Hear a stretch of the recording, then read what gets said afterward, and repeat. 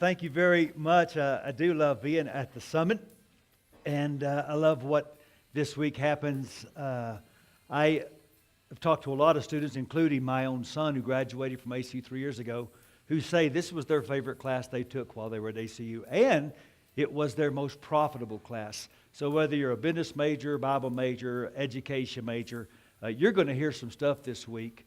And more important, you're going to be around some people this week that can powerfully impact the kind of person and the kind of career you can have when you leave ACU. So a little bit about me. I'm married. I have 3 grown kids. They all have jobs. We have moved from me paying tuition to them paying taxes, and it's a great move. I'm thankful for that.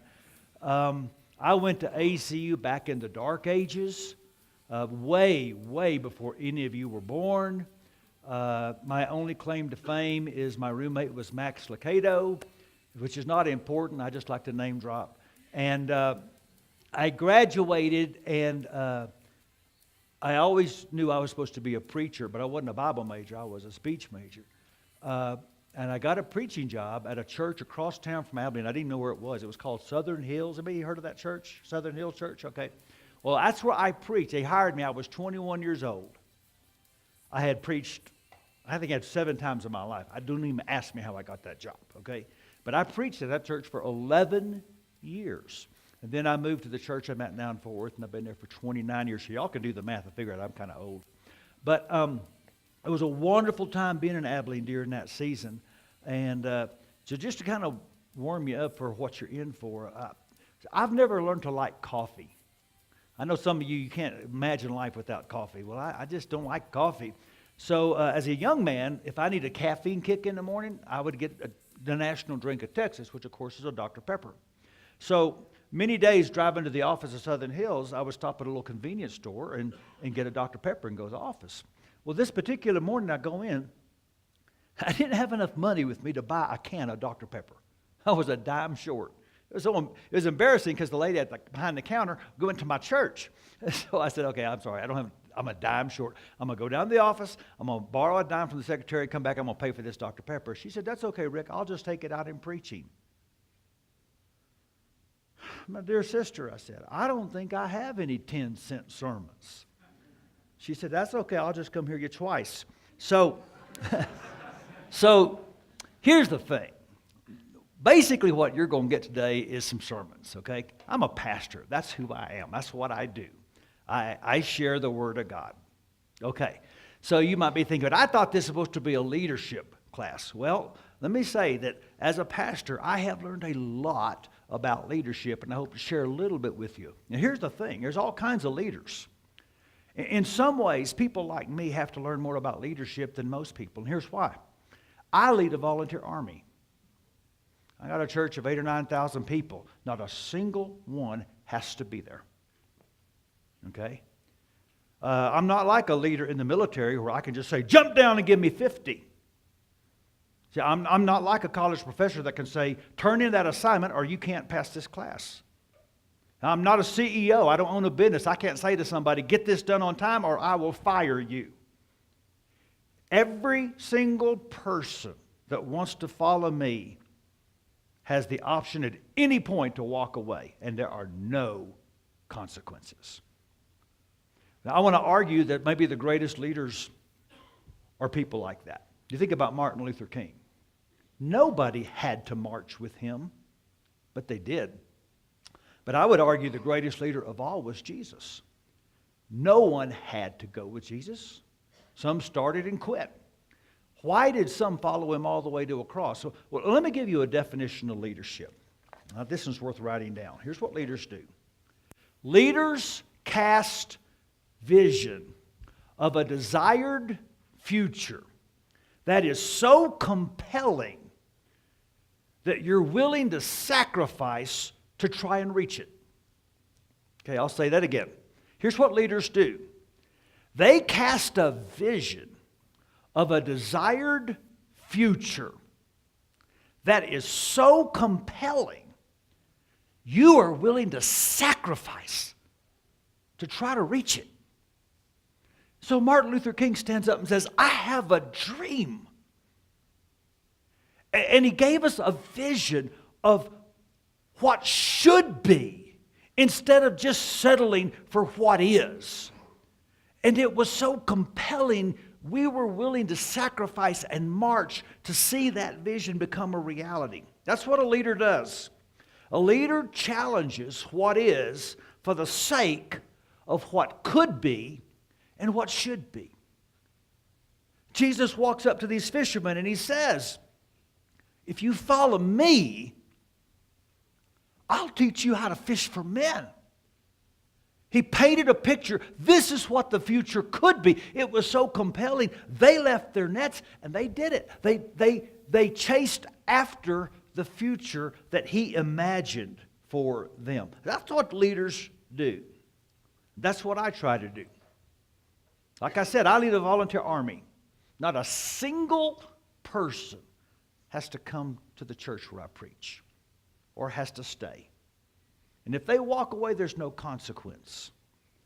And so one of my understandings that I didn't understand when I was a baby preacher, if you want people to engage in church, not just show up and do the I'm there 2 weeks a month. The other 2, I'm at the lake, and I really could care less. I just put on the Jesus jersey when it's convenient. If you want people to get past that, you better paint a picture of what your church could do, what your church could imagine, what kingdom difference they can make by being a part of this faith community. And you better paint that picture, and you better call them to sacrifice to go reach it. Otherwise, you just get a bunch of church shoppers. We got a lot of that. So, that's the first thing I want to say. Great leaders paint a picture. The second thing I want to tell you is that every Christian's a leader. Now, here's what I mean by that. You may never own a company. You may never be the dean of a college. But as a Christian, you were called to be an influencer. Okay? Jesus said you're the salt of the earth, or you're the light of the world. In other words, Jesus is saying, wherever you go as my follower, you're to have an impact. You're to be an influencer. And so you are going to be an influencer when you get out of college. When you get a job, you have great potential to have influence. If you get married, and especially if you have children, you will be an influencer. Now here's the thing. It'll either be intentional or unintentional. It might as well be intentional. But we are called to be influencers, okay? And here's the third big idea, and I'm going to just be weaving these in all morning. You got to cast a vision. We're all to be influencers. And here's the third big idea. The first thing you've got to do is lead yourself.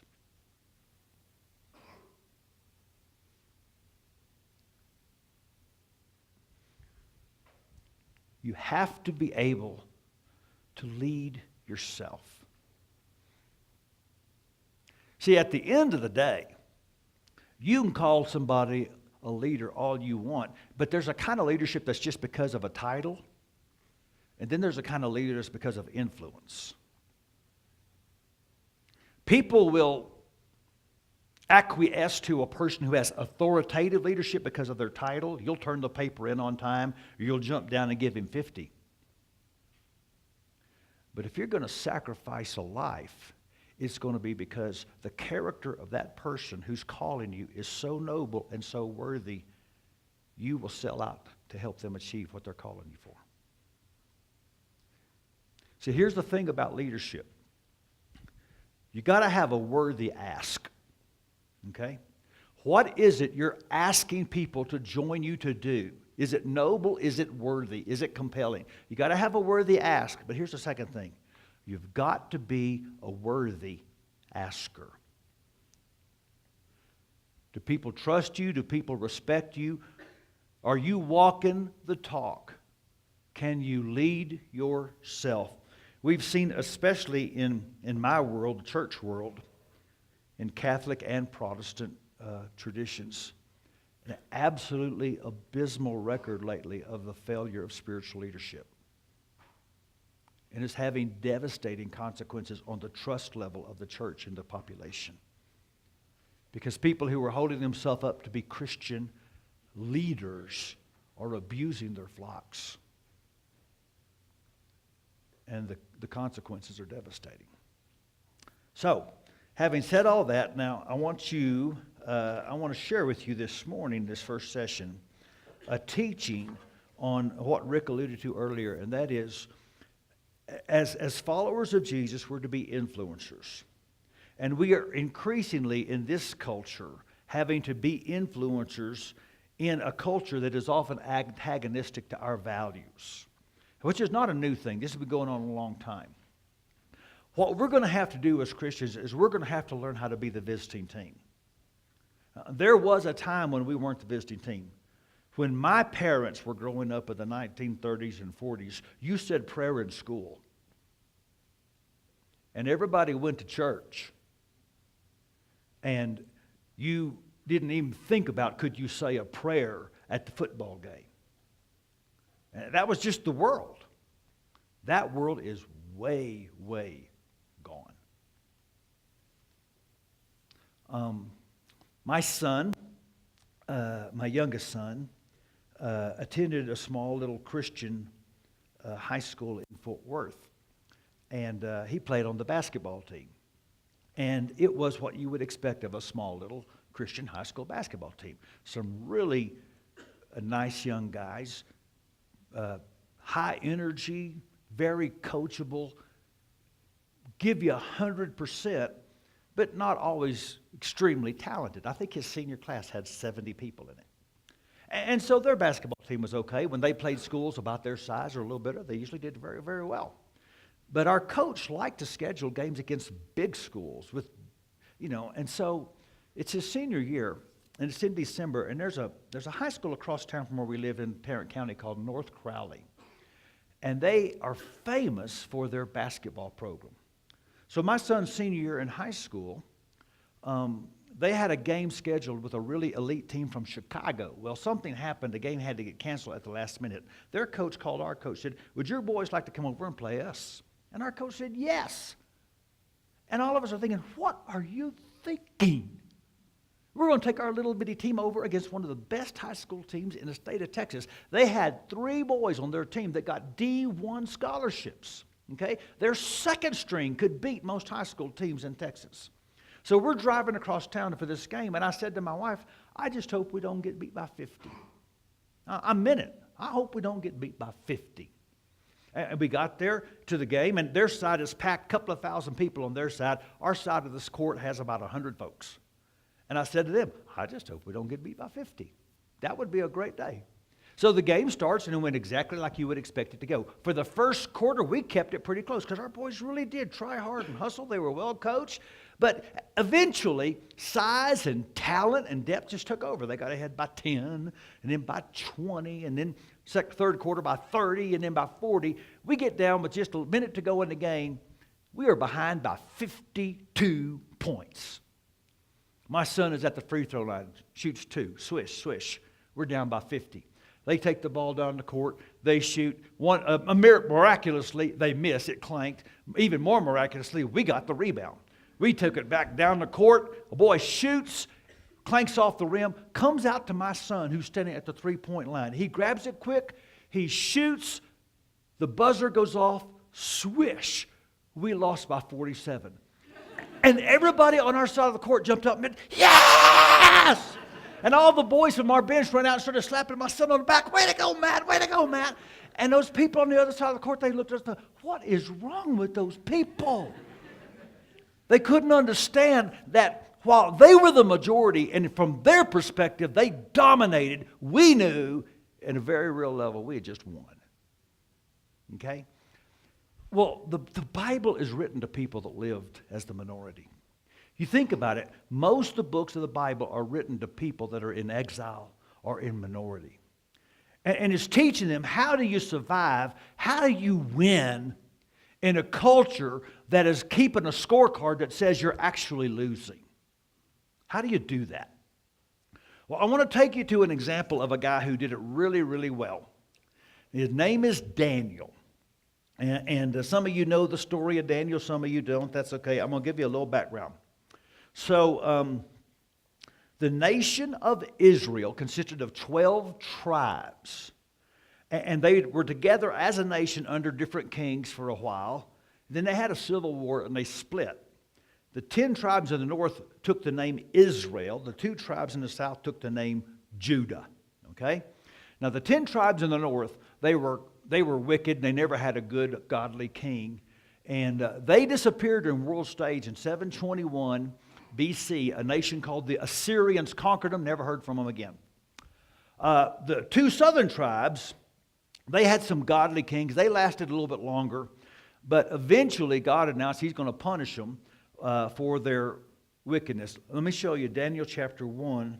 In the 3rd year of the reign of Jehoram, king of Judah, Nebuchadnezzar, king of Babylon, came to Jerusalem, besieged it, and the Lord delivered Jehoram, king of Judah, into his hand, along with some of the articles from the temple of gold.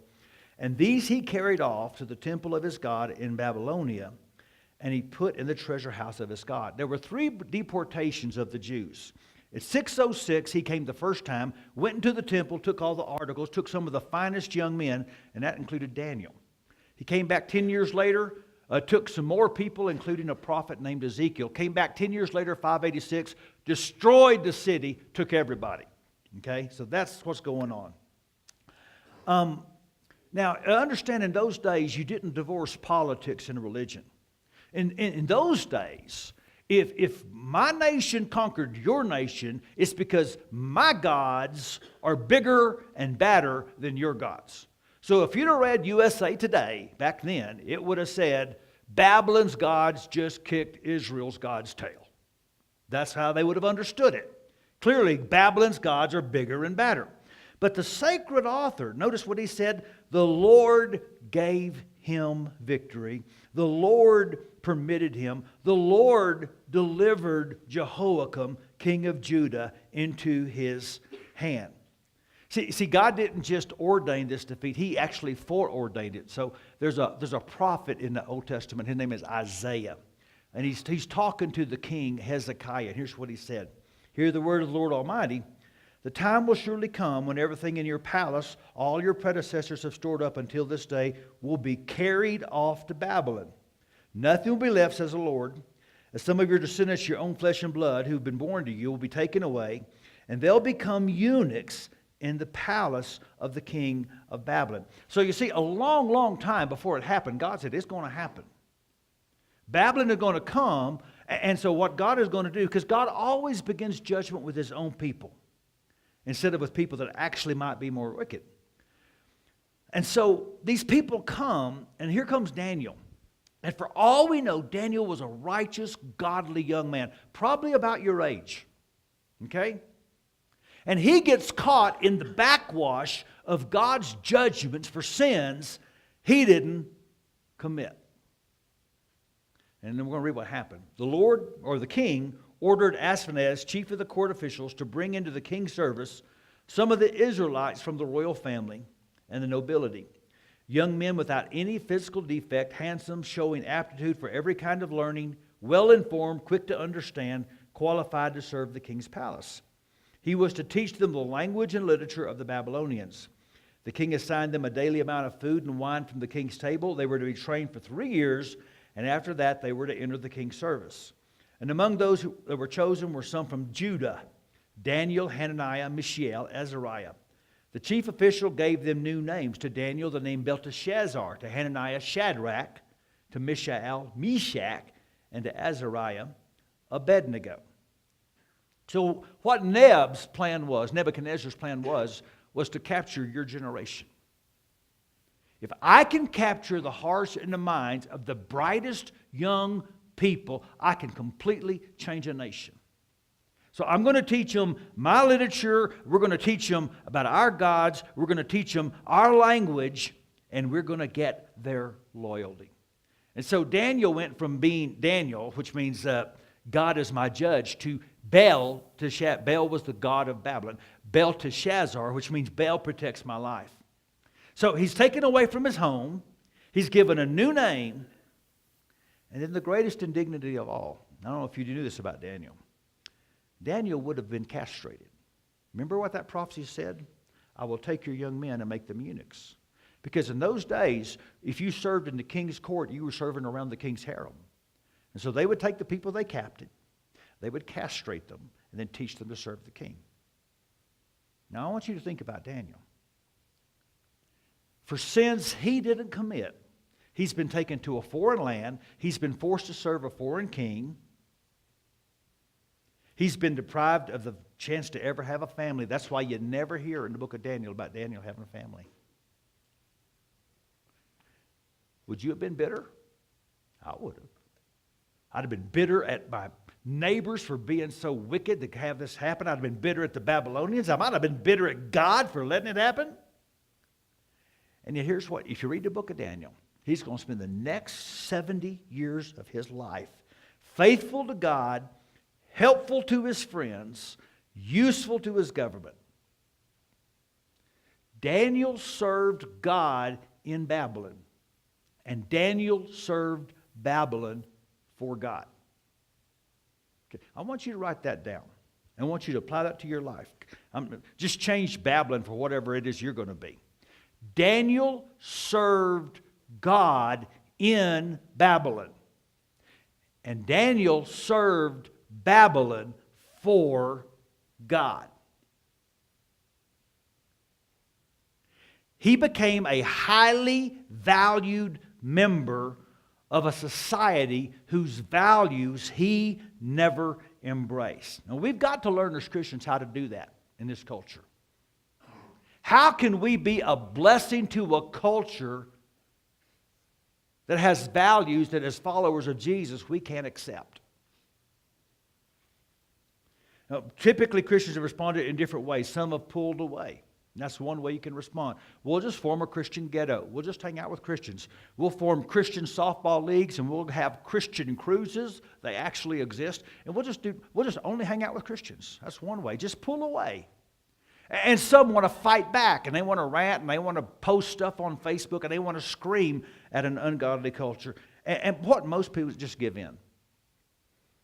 Let's just give in. I got my Jesus jersey in the closet, and I'll go put it on when it's appropriate. But most of the time, I'm going to put it in the closet, and I'm going to put on the other jersey. See, Daniel's going to model a more winsome, creative way to live in Babylon. You don't have to be like to be liked. Now, let that sink in. You don't have to be like to be liked. I told you about my son. He's been out now for 3 years in the marketplace with a degree in finance from ACU. He works for a large business that helps other large businesses do commerce online. And while that company often hires many people from ACU, it's not a Christian company. And every day he goes into a culture with values that are pretty harsh. Every day he hears language that's pretty vulgar. Every day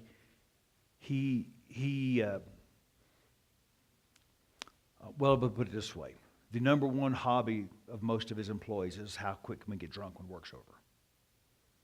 Sometimes it makes it hard to make friends at work when that's the one thing they want to do, and you don't do that. Behavior that he would consider immoral, they consider normal. That's the world you're going to.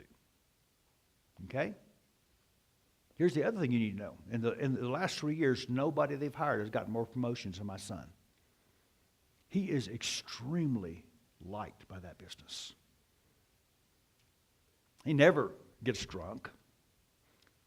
He doesn't have to cuss to be cool. He absolutely guards his purity. And he doesn't participate with the guys who want to say things about women that shouldn't ever be said. But they love him. Let me say it again. You don't have to be like to be liked. You can learn to be Daniel. You can serve God in Babylon. And you can serve Babylon for God. It is possible to be a blessing to the world without being like the world. I'm going to show you how he did that. I'm going to read. It's a long reading, so just bear with me. and then I'll make some practical applications. Here we go. Daniel resolved not to defile himself with the royal food and wine. He asked the chief official for permission not to defile himself this way. Now God had caused the official to show favor and compassion to Daniel, but the official told Daniel, I'm afraid of the Lord my king, who has assigned you food and drink. Why should he see you looking worse than the other men your age? The king then would have my head because of you. So Daniel then said to the guard, whom the chief official had appointed over Daniel, Hananiah, Mishael, and Azariah, please test your servant for 10 days. Give us nothing but vegetables to eat and water to drink. And then compare our appearance with that of the young men who eat the royal food, and treat your servants in accordance with what you see. So we agreed to this and tested them for 10 days. At the end of 10 days, they looked healthier and better nourished than any of the young men who ate the royal food. So the guard took away their choice food and the wine they were to drink and gave them vegetables instead. To these 4 young men, God gave knowledge and understanding of all kinds of literature and learning. And Daniel could understand visions and dreams of all kinds. And at the end of the time set by the king to bring them into the service, the chief official presented them to Nebuchadnezzar.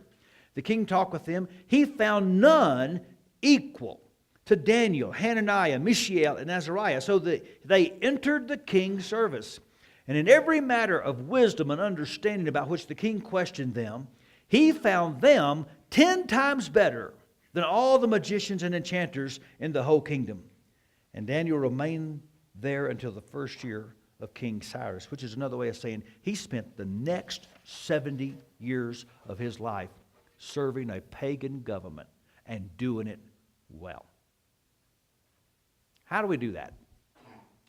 How do we live like Daniel? How do we do our jobs, do them well, win the respect of our neighbors, and yet stay absolutely committed to the values a follower of Jesus ought to have? How do I make a difference in the marketplace? How do I make a difference in the school where I'm going to be a teacher someday? How do I make a difference in the neighborhood, the PTA? Where in the next 10 years, God is going to put you in amazing places to have influence. So how can you be liked without having to be like? Okay, here's 4 things I'm going to teach you real quick. Number 1, choose battles that really matter. See, just as interesting as the stands Daniel and his friends will take are the stands they don't take. Now, they'll take stands. Chapter 3, those 3 boys, Shadrach, Meshach, and Abednego, they'll get thrown into a fire before they'll bow down to a statue.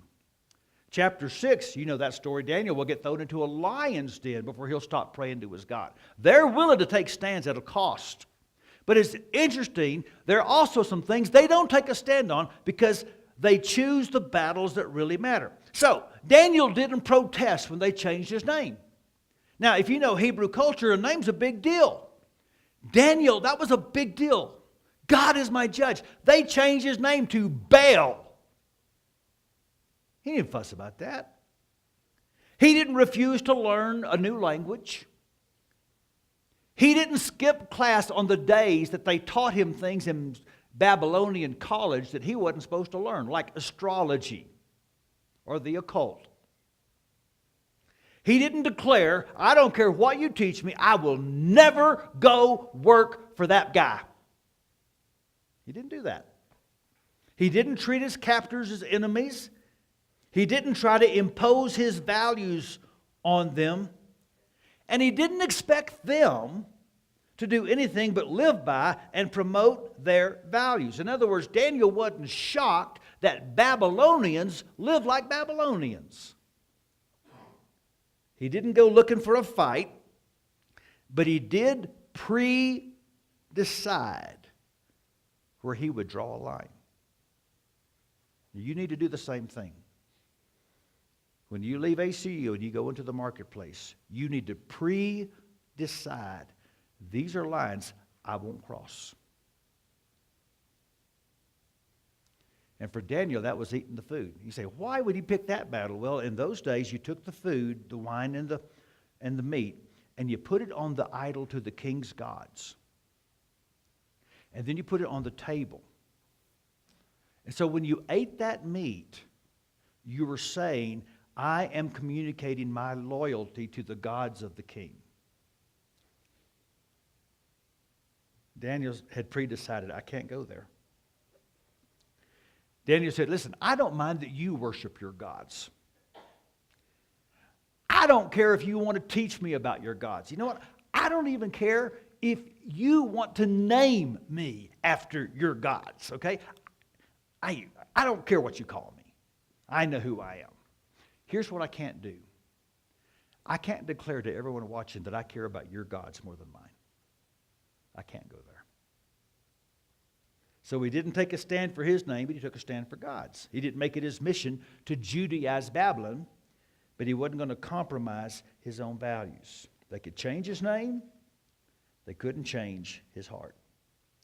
So one very important thing as Christians we're going to have to learn, and honestly, my parents didn't have to learn this, but I've got to teach my children this. I'm going to have to teach my children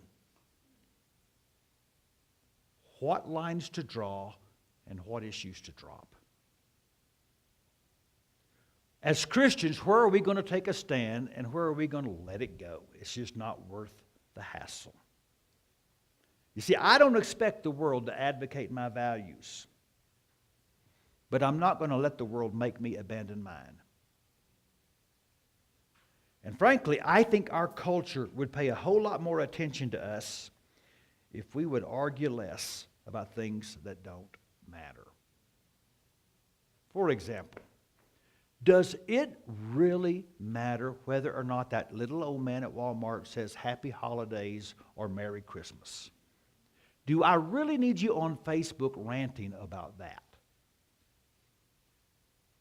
Does it matter? Somebody on Facebook a couple of years ago just went all off on Starbucks because their coffee cups weren't saying Merry Christmas. Do we really need to be fussing about that? I have a better question. Why are you paying $5 for a cup of coffee? Let me get a little more controversial. Should we be getting all bent out of shape if the public schools won't let our kids say a prayer before class starts? It is not the job of a secular institution to teach my kids to pray. That is my job. Okay? So we're going to have to be wise. We're going to have to ask God for wisdom. Now, I'm not going to tell you where to draw the lines, but I'm going to tell you, if you don't pre-decide, this is where I can go, this is where I'm not going to go, you're going to find yourself in a situation getting pushed into places you didn't want to go. And so here's how we survive in Babylon. We choose the battles that really matter. Here's number 2. We hold our convictions graciously. And so throughout the book of Daniel, and I would encourage you to read the first 6 chapters, you're going to see him take a stand. You're going to see his friends take a stand. But every time they do, they're never rude, they're never obnoxious, they're never disrespectful. They never rant, they never mock, they never whine about how their rights are being taken away. They hold their convictions without holding other people in contempt. Remember what it said when the text I read? He asked the chief official for permission. He said, please test your servants. You don't have to be scornful to be faithful to God. There is no spiritual gift of being annoying. And so, my son and I have had so many conversations about this in the marketplace. If you want other people to view you favorably, then view them graciously. Treat them with grace. In Romans 12, it says, if it's possible, as far as it depends on you, live at peace with everyone. And that word everyone in the Greek is very interesting. It means everyone. As possible, as far as it depends on you, live at peace with everyone. Here's number 3. Trust the impact of an obedient life. You see, one of the most important things about Babylon is this: people aren't convicted by how loud we shout, but how well we live. And what our Babylonian friends need to see is that the way we live works. Did you see what Daniel did? He was very kind. He was very gracious. He said, would you let me live by my values? And then check my appearance and treat me according to what you see. Here's what he's saying.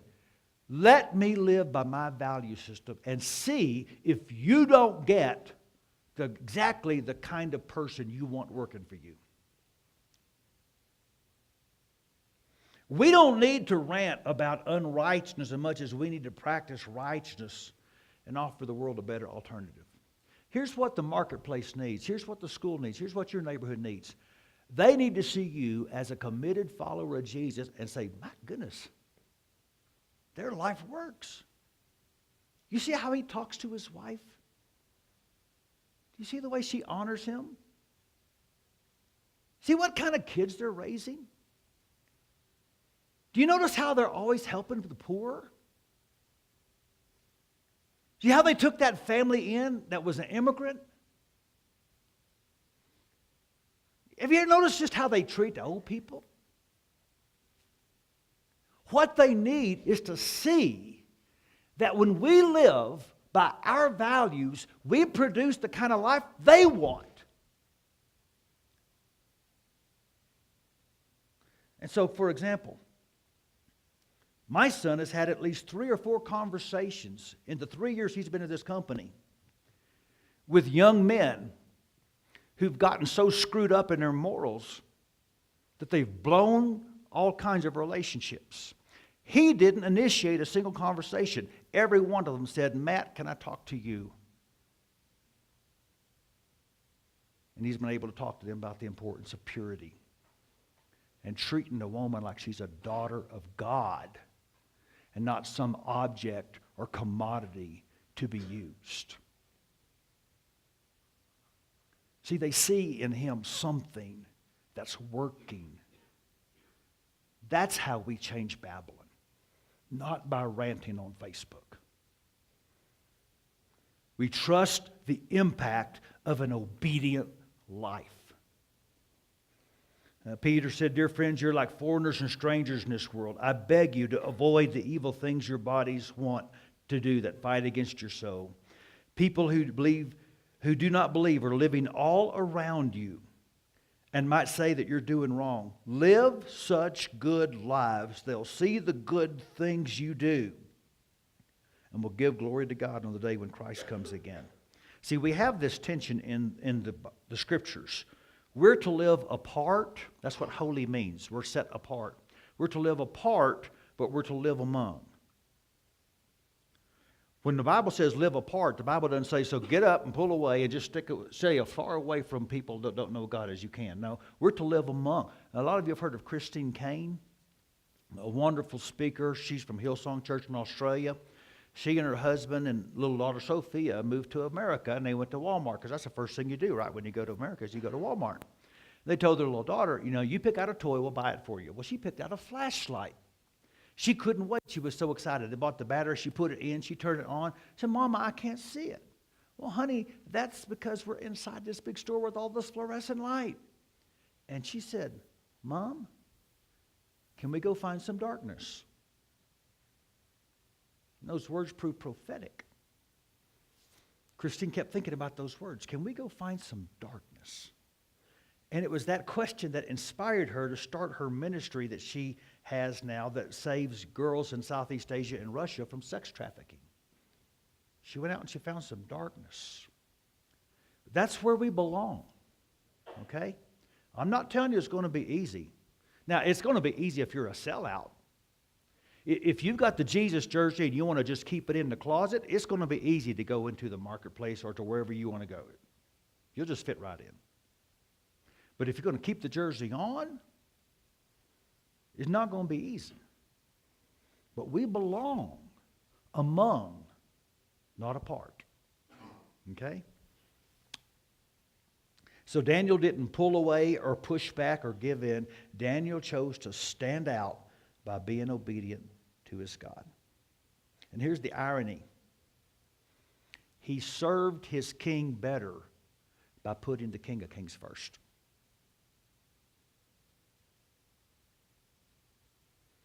You put God first, you'll become the kind of person that any boss is going to want. And then finally, we have to remember that God is on the throne. See, the sovereignty of God permeates the book of Daniel, and one of the reasons the book was written is the people of God are asking, okay, how can God be in charge if the people of God aren't where they're supposed to be? And so one thing that's happening in the book of Daniel is over and over the points getting made. God is in control of the people that are in control. It says the Lord delivered. Now the Lord caused the official to show favor. These 4 men God gave knowledge and understanding. And so God is just as sovereign in Babylon as he is in Jerusalem. Again, I want to point out to you, most of the people the Bible was written to spent their lives in Babylon. See, this idea that I'm entitled to live with a Christian government, I'm entitled to have a Christian boss, and I'm entitled to have only Christian authority in my life, it's just crazy. Most of the people of God haven't lived in that world. Most of the people of God have had to learn, how do I live in the world? How do I bless the world? How do I love my neighbor? How do I hold on to my convictions in a world that doesn't serve the God that I serve?